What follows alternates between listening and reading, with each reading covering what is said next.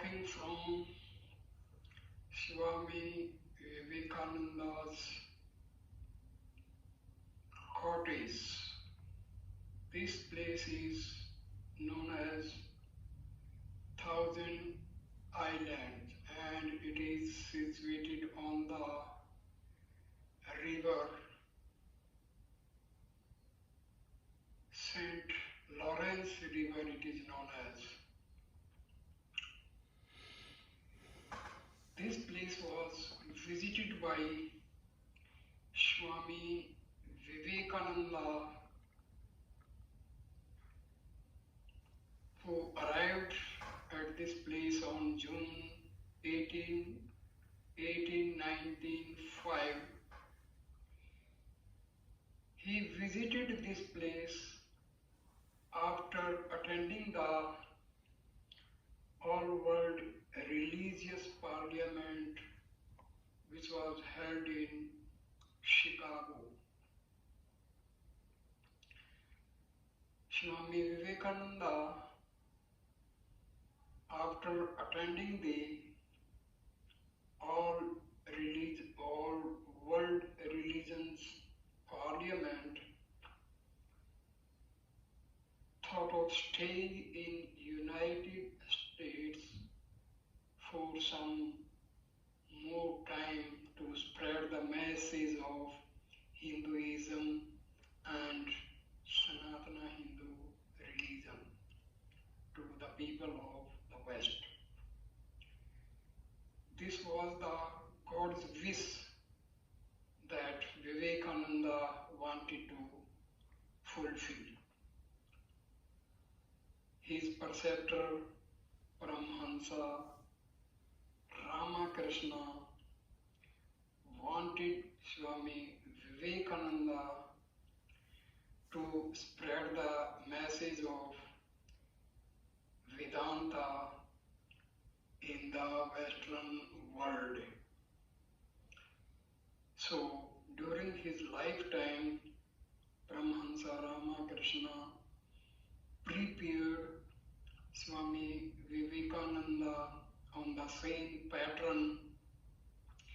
He gave him the spiritual powers earned by him in his lifetime. During his last days, he told Swami Vivekananda, whatever I had earned through my tapas and austerities, I have handed over all my powers to you, Vivekananda. You must spread the message of Vedanta in every corner of this Mother Earth. And Swami Vivekananda fulfilled his preceptors' all the wishes, and keeping this view in mind, he stayed in USA for more period.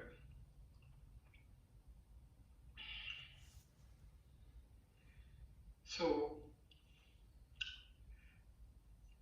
Swami Vivekananda arrived at the main dock of Thousand Island Park a century ago on June 18, 1895, and it was the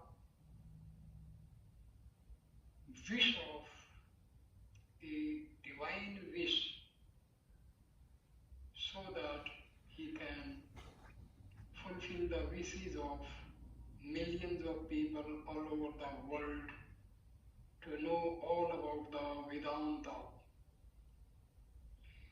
He came to the park at the invitation of Miss Mary Elizabeth Dutcher, an artist and cottage owner who had attended his spiritual classes in New York City and was struck by his strength of purpose.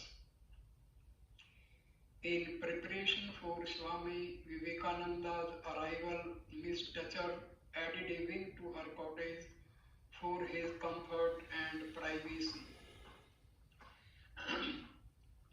The three-story Edison housed a guest room on Swami said he was at his best at Thousand Island Park.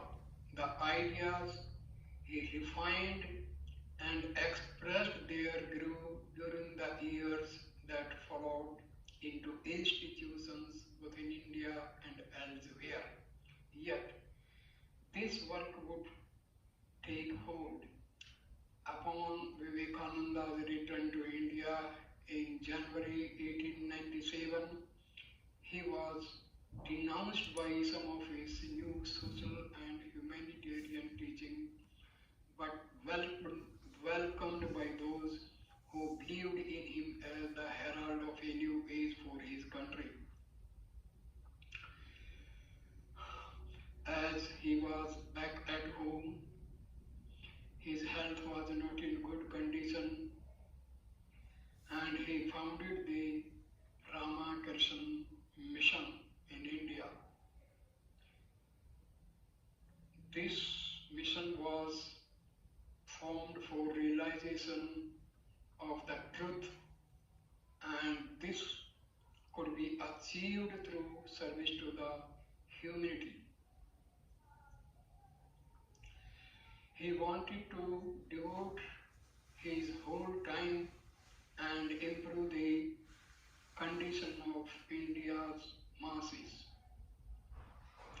As India was under the Britishers, the condition was very bad.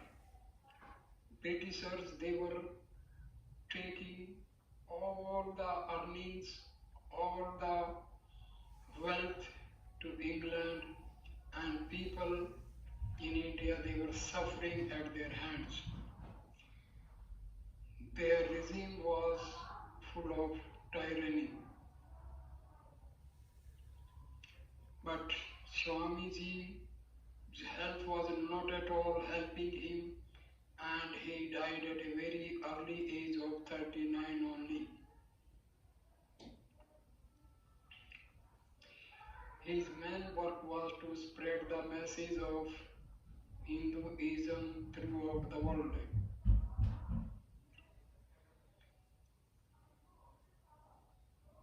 He visited England and some other countries also, along with USA. Mahatma Gandhi praised Swami Vivekananda.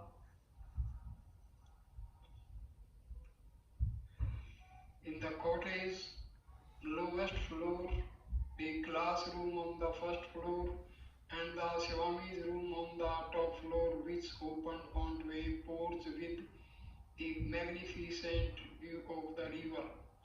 Welcome Vivekananda. Read the banner that greeted him as he entered the cottage for the beginning of remarkable 7 weeks. After 100 years, the cottage still stands in the same condition, and people visit this place as a pilgrimage. Swami Vivekananda, while lecturing at the All World Religion Parliament, he started his lecture by saying, "Sisters and brothers of America." This one sentence was given a loud applause, and people of America, they liked Swami Vivekananda to their hearts. This young and remarkable philosopher monk, Swami Vivekananda, was only 32 years old at the time of his visit to the park, but he was already a celebrity in America. A follower of Sri Ramakrishna, a Hindu sage who preached the harmony of all religions and universality of truth. Vivekananda had arrived in the United States only 2 years earlier in June 1893. He had journeyed from India to Chicago at the urging of his fellow monks and admirers to represent Hinduism at the World Parliament of Religions. An unknown monk, he had not been invited to attend this convergence of all the worlds of faith, nor certainly to speak.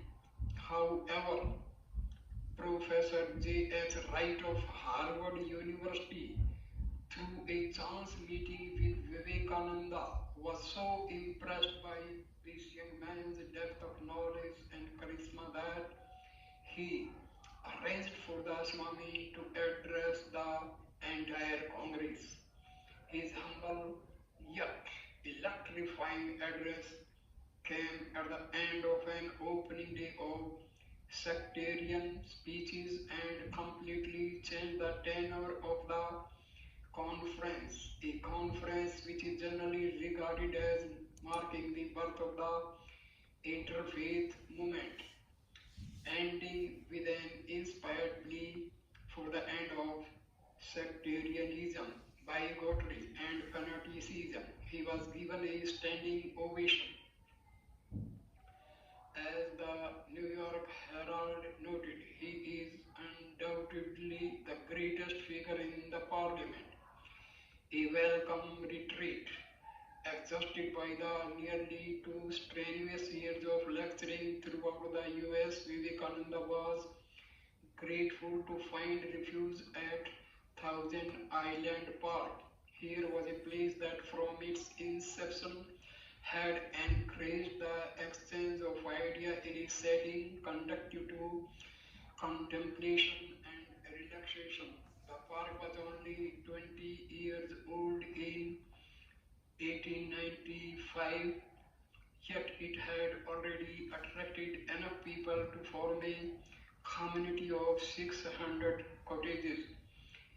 Its several thousand summer residents supported a program of recreation for both mind and body, attracting celebrated preachers and speakers as prominent as Susan B. Anthony and Frederick Douglass.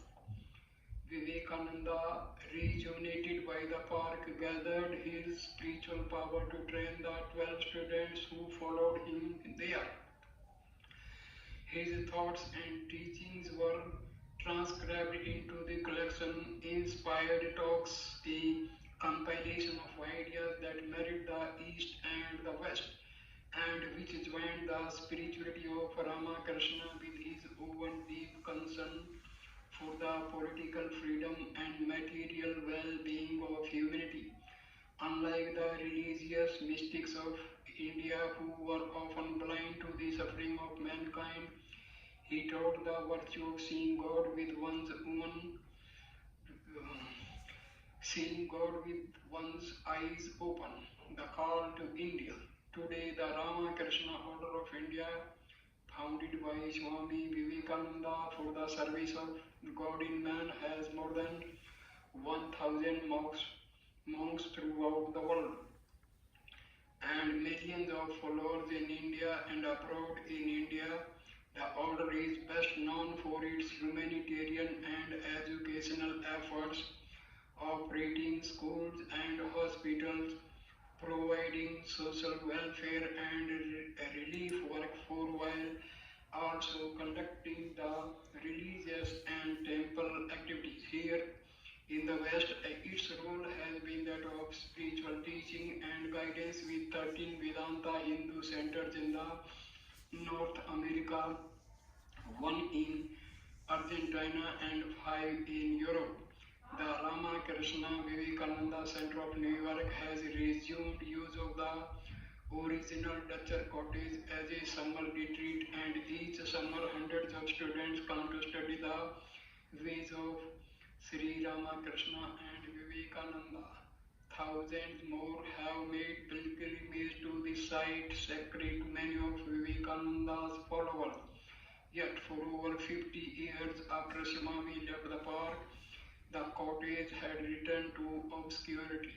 It was not until 1947 that Swami Nikhilananda, the leader of the New York Center, came to the park searching for the site of Vivekananda's stay. He found the cottage in total disrepair, setting an early example in the park, and in recognition of the heritage of the place, he arranged to purchase the cottage and had it completely restored to its condition at the time of Vivekananda's visit. The restoration of the cottage began in the early spring of 1948. One of the students came to Thousand Island Park to oversee the work. A student and his son put in all the electrical wire. A group of women students came early in June and fixed curtains, repainted old furniture, and purchased necessary articles, planted flowers, etc. The kitchen, which contained an old wood stove used in Swami Vivekananda time, was modernized. Modern plumbing was installed. The shed-like structure over which the church studio was transformed into a sleeping porch on the outside of the house. The original fluted and scrolled decoration were restored by Tom Michael Sr., who had worked on the original wing added by Miss Dutcher. The summer of 1950 saw fireplaces added to the study of the bedroom below. The cottage was ready for occupancy by July 1948. Swami Aseshananda, Sarprakashananda, Yatishwarananda, as well as Nikhilananda spent the summer there. Earth from holy places in India was brewed outside. Ganges water was poured into the St. Lawrence. Puja and Homa were performed in the garden. Swami's room is used to this day as a chapel. In the early days of the rediscovery of the cottage, some of the students agreed that a rock a good half mile behind the cottage was the most likely place of Swami Vivekananda's inspired rocks. It is beautiful flat rock beneath a great oak tree, overlooking a broad expanse of meadow and commanding an inclusive view of the river. Year after year, students make this rock a place of pilgrimage, and it has become known as Vivekananda Rock.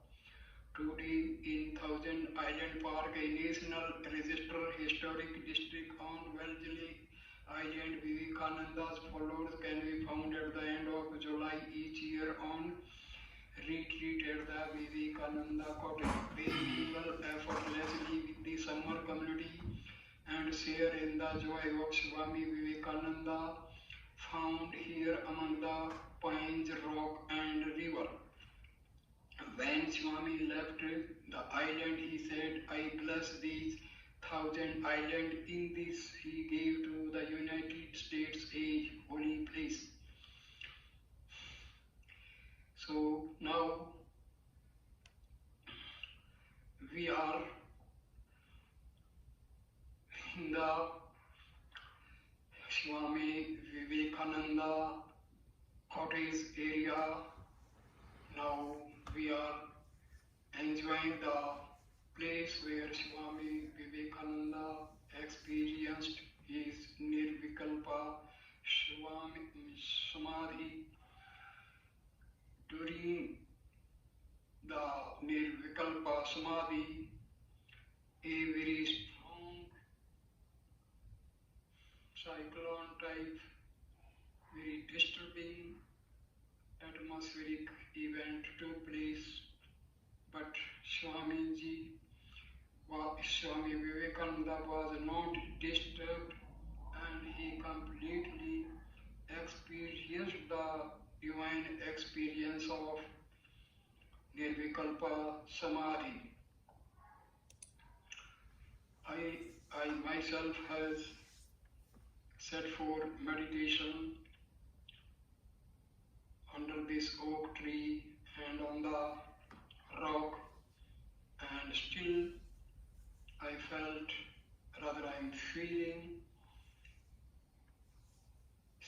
spiritual vibrations generated and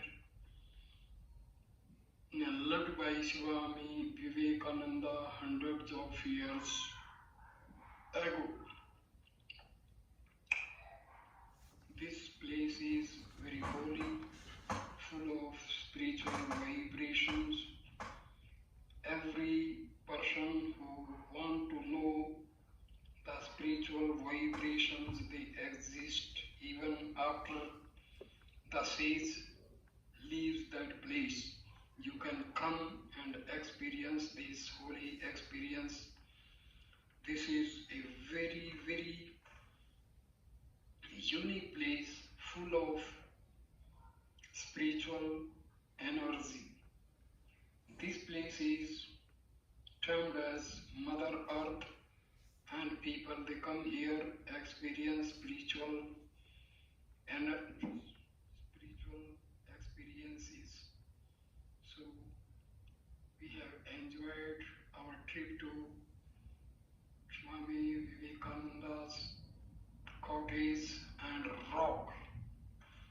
Thank you, my dear fellows, my dear friends, for watching this TV. Please like, comment, and share the video, and please subscribe my channel. Thank you, my dear friend. Namaste, namaste, namaste.